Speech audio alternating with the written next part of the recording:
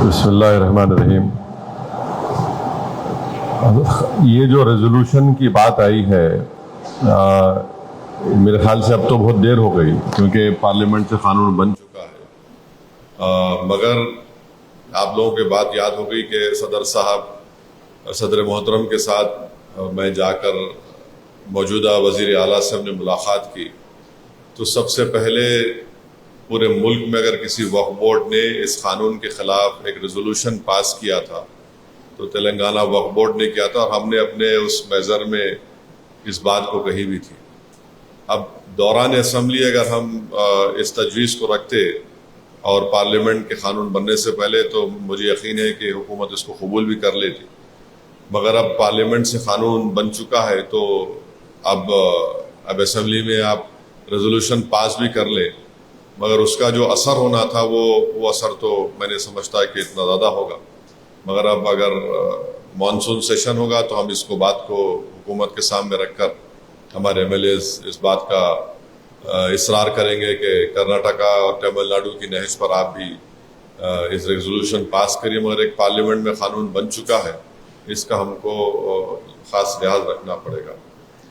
दूसरी बात, सदर मोहतरम की मौजूदगी में कहना चाह रहा हूँ कि ये प्रोग्राम बकरीद तक है, तो हमारे पास अभी 8 जुमे हैं, 8 जुमे हैं और हमारे पास 8 हफ्ते हैं और 8 इतवार हैं। यानी अगर आप देखेंगे तो हमारे पास 16 और 24 ऐसे अहम दिन हैं जहाँ पर हम तय कर लें कि कैसा किस तरीके से हम एहतजाज करेंगे, जलसा करेंगे या ह्यूमन चेन बनाएंगे, जो भी है। तो इसको सामने रखकर आप इसका ख्याल रखिए।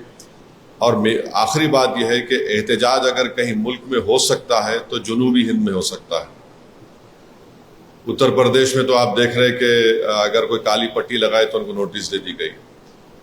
फिर बिहार में हम कर सकते हैं, और मेरे ख्याल से सबसे ज़्यादा मौसर एहतजाज हमको करना है आंध्र प्रदेश में, क्योंकि तेलुगु देशम वहाँ पर इस बिल की तायद की।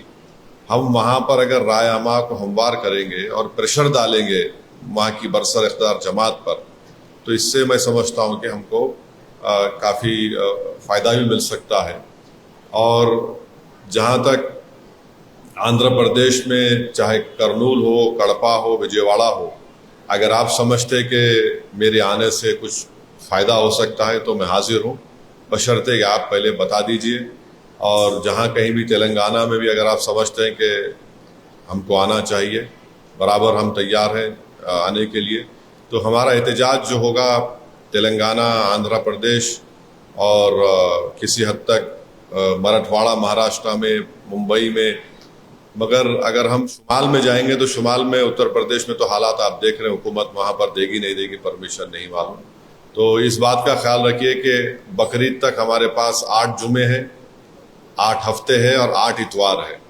तो आप उस लिहाज से अगर अपना प्रोग्राम मुरतब करें, और बेहतरीन तजवीज़ यह है कि एक व्हाट्सएप ग्रुप बना दिया जाए और सदर मोहतरम या तो हमारे उमर आबिदीन साहब को या रशादी साहब को एक कन्वीनर बनाकर, ताकि वो कोऑर्डिनेट कर सके इन तमाम जो लोग आए हैं, इससे हम लोग इंशाल्लाह आगे बढ़ सकते हैं। शुक्रिया।